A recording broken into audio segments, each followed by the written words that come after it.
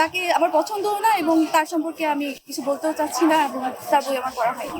পরিবর্তন হয়েছে অনেকটা, যেমন আগে মানুষ বই পড়তে অনেক পছন্দ করতো, এখন সেই রুচিটা কমে গিয়েছে। সেই পরিবর্তনের কথা বলতে পারি যে তারা কি শেখাচ্ছে বা তারা কি দেখাচ্ছে এবং তাদের বইতে আমরা কতটুকু কি পাবো, সেই দিক থেকেও যদি বিবেচনা করা হয় তাহলে তাদের বইটা কেন পড়বো আমরা।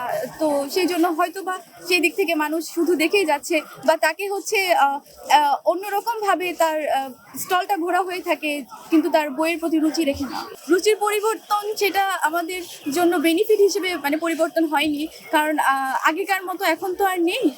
তো হচ্ছে আগে যেমন আমরা অনেক সুন্দর সুন্দর বই পেতাম বা অনেক ভালো ভালো স্টল দেখতে পেয়েছি, কিন্তু এখন তো আর সেরকম লেখকও নেই, সেরকম স্টলও নেই। তো হচ্ছে রুচির পরিবর্তন বলতে ভালো কিছু তো আমরা পাইনি। পরিবর্তন হয়েছে অনেকটা, যেমন আগে মানুষ বই পড়তে অনেক পছন্দ করতো, এখন সেই রুচিটা কমে গিয়েছে। সেই পরিবর্তনের কথা বলতে পারি।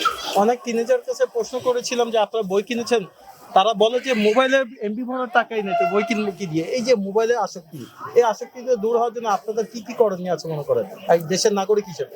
একটা সময় কিন্তু মানুষ প্রচুর বই কিনতো, প্রচুর বইও পড়তো। তো তেমন লেখক দরকার, তেমন বইও দরকার। এখন সেটা কমছে।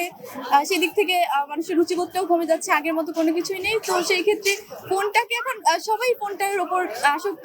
তবে ফোনে যদি আমরা ভালো কিছু আরো পেতে পারি তো সেটা আমাদের জন্য ভালো হবে। এখন দেখা যাক কি হয়। আর আসক্তির কথা আমি কি বলবো, আমি নিজেও ফোন ইউজ করি, তো সেই দিক থেকে আমার বলার কিছু নেই। আচ্ছা, আপনার চেহারাটার সাথে কিছুটা নাবিলা আপুর মিল আছে, অভিনেত্রী নাবিলা। তো তাকে কখনো কাছ থেকে দেখা হয়েছে? না, তার কাছ থেকে আমার দেখা হয়নি। তার নাটক দেখেন? নাটক আমি মুভি দেখতে পছন্দ করি, নাটক খুব কম দেখা হয়। বাংলাদেশে কোন নায়ককে বেশি ভালো লাগে? বাংলাদেশের আমার পছন্দের কোনো নায়ক নেই। এই যে মুভি দেখেন, তাহলে কোন দেশের মুভি দেখেন? হলিউড মুভি, বলিউড মুভি দেখা হয়।